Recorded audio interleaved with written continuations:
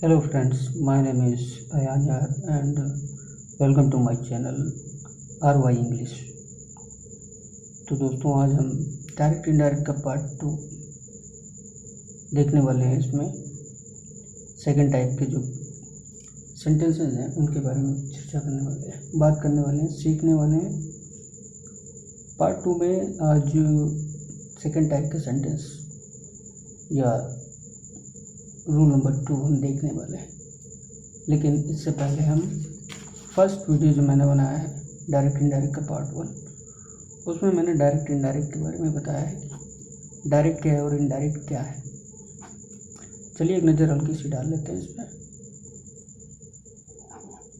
Direct का मतलब है किसी की कही बात को ज्यों का त्यों कह देना, ही डायरेक्ट है। जैसे Suman said I am happy, यही बात अगर आप किसी से कहें जाकर इन्हीं लफ्ज़ों में, सुमन सेड आई एम हैप्पी, तो इसमें हमने कोई भी चेंजेस नहीं किया है। जैसा लिखा है वैसे हमने किसी से कह दिया है, किसी तीसरे बंदे से या दूसरे बंदे से।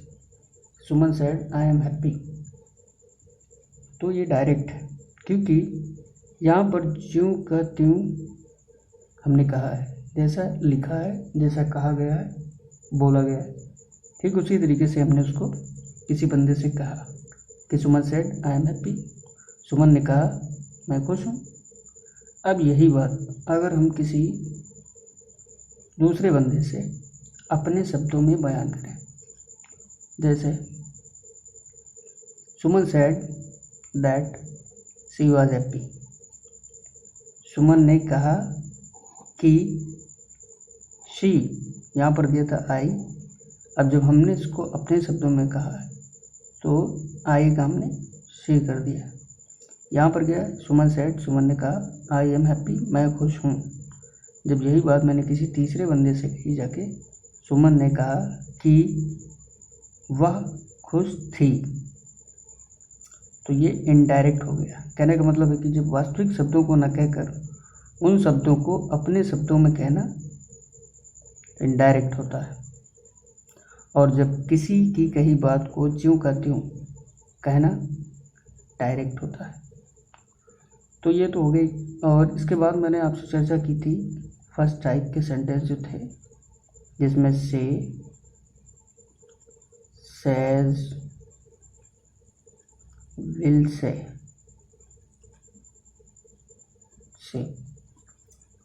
इस टाइप के सेंटेंस को कैसे इनडायरेक्ट किया जाता है मैंने पिछले वीडियो में बताया है। आप चाहें तो आप उसको देख सकते हैं, बहुत ही अच्छे से समझाया मैंने रूल। यहाँ पर मैं कोई भी चीज़ छोड़ नहीं रहा हूँ, मुझे शॉर्टकट में पढ़ाना आता नहीं है, मैं रूल बाय रूल ही पढ़ाता हूँ जिससे आप लोगों को कुछ फ़ायदा हो। और जल्दी में नहीं पढ़ाता हूँ, मैं बड़े आराम से पढ़ाता हूँ, सुकून से, ताकि आप कुछ सीख सकें स्टेप बाय स्टेप।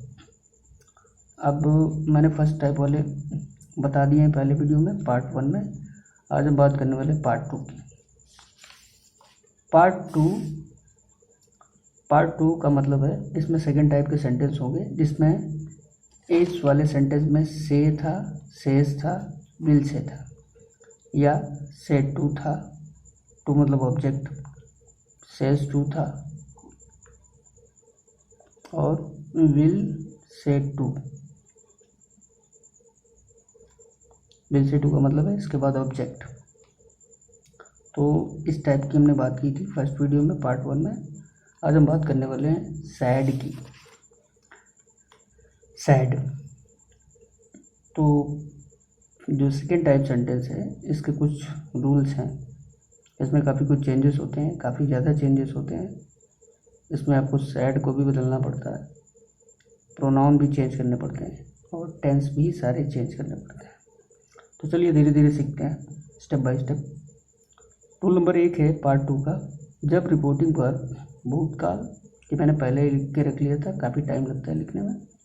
जब रिपोर्टिंग पर भूतकाल पास्ट टेंस में हो तो रिपोर्टेड स्पीच की क्रिया टेंस के अनुसार बदलती है, मतलब वर्ब टेंस के अनुसार बदलती है।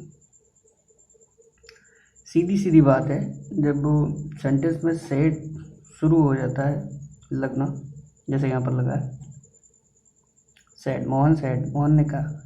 ये वर्ब की सेकेंड फॉर्म है, मतलब पास्ट फॉर्म है। और यहाँ ये कह भी रहा है कि जब रिपोर्टिंग वर्ब भूतकाल पास्ट टेंस में हो तो रिपोर्टेड स्पीच की क्रिया मतलब वर्ब टेंस के अनुसार बदलती है। ये इसकी बात कर रहा है, ये रिपोर्टेड स्पीच की वर्ब है और ये रिपोर्टिंग वर्ब की वर्ब है। तो इसकी बात कर रहा है कि टेंस के अनुसार बदलती है।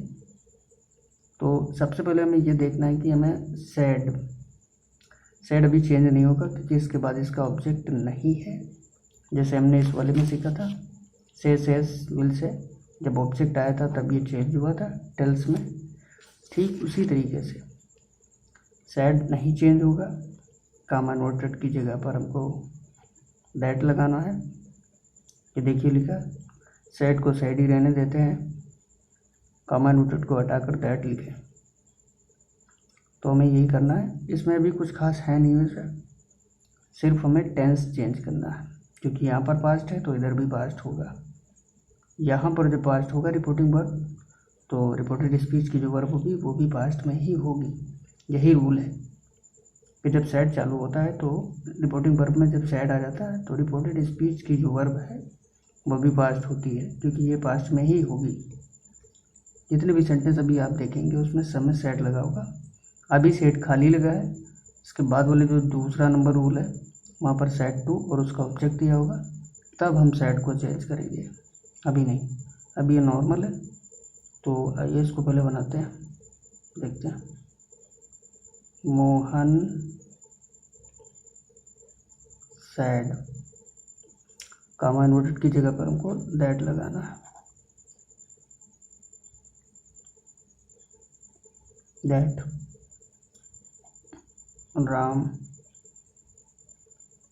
अब देखिए यहाँ पर पास्ट है, सेकेंड फॉर्म है तो हमको इसको भी पास्ट में करना है, लेकिन ये सिंपल प्रेजेंट है क्योंकि यहाँ पर इज लगा है। तो सिंपल प्रेजेंट सिंपल पास्ट में चेंज होता है तो हमको वाज यहाँ पर लगाना पड़ेगा, वाज फैट। अब इसका मतलब क्या हो गया, पहले था मोहन सैड, मोहन ने कहा राम इज फैट, राम मोटा है। फिर हमने ये था डायरेक्ट क्योंकि ये मोहन ने कहा है खुद राम इज फैट। अब देखिए हमने इसको चेंज किया है, इनडायरेक्ट बनाया हमने इसको। मोहन सैड, मोहन ने कहा, दैट मतलब कि राम वाज फैट, राम मोटा था। अब ये इनडायरेक्ट में हो गया क्योंकि किसी दूसरे की बात को हमने अपने शब्दों में बयान किया, नरेट किया। नरेट करना ही होता है डायरेक्ट इनडायरेक्ट, इसको नरेशन भी बोलते हैं। तो यहाँ पर इसका अर्थ बदल गया। क्या अर्थ हो गया, मोहन सैड, मोहन ने कहा कि राम वाज फैट, राम मोटा था। यहाँ पर क्या, राम इज़ फैट, राम मोटा है।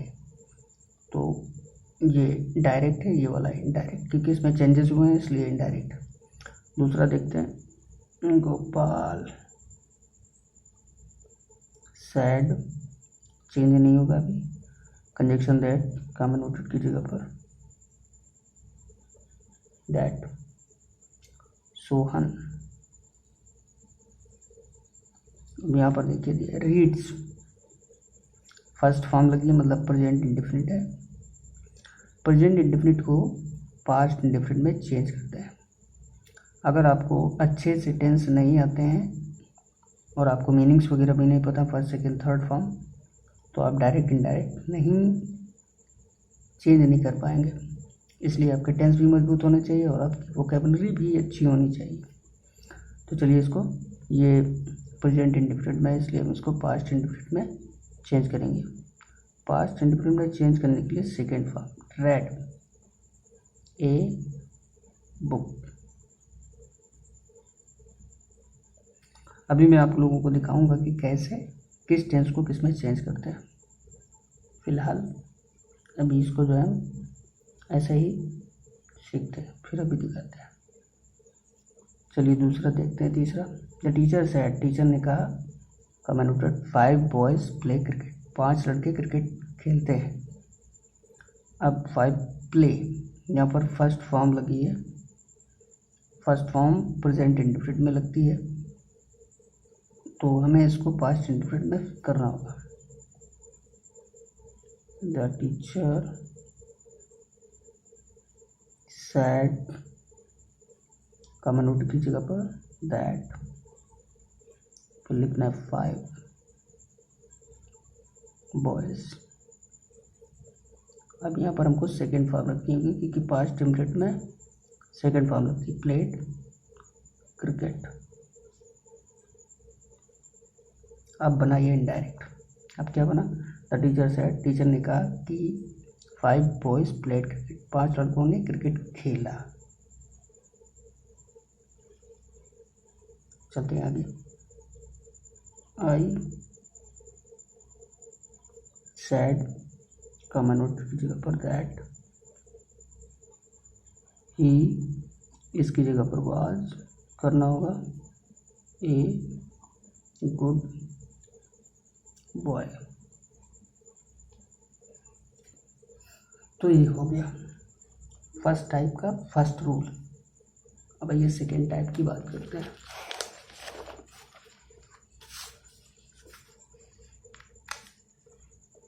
सेकेंड टाइप में जब सेड तथा ऑब्जेक्ट दिया हो, तो ये था पहला वाला, अब ये वाला है दूसरा, ये हो चुका है।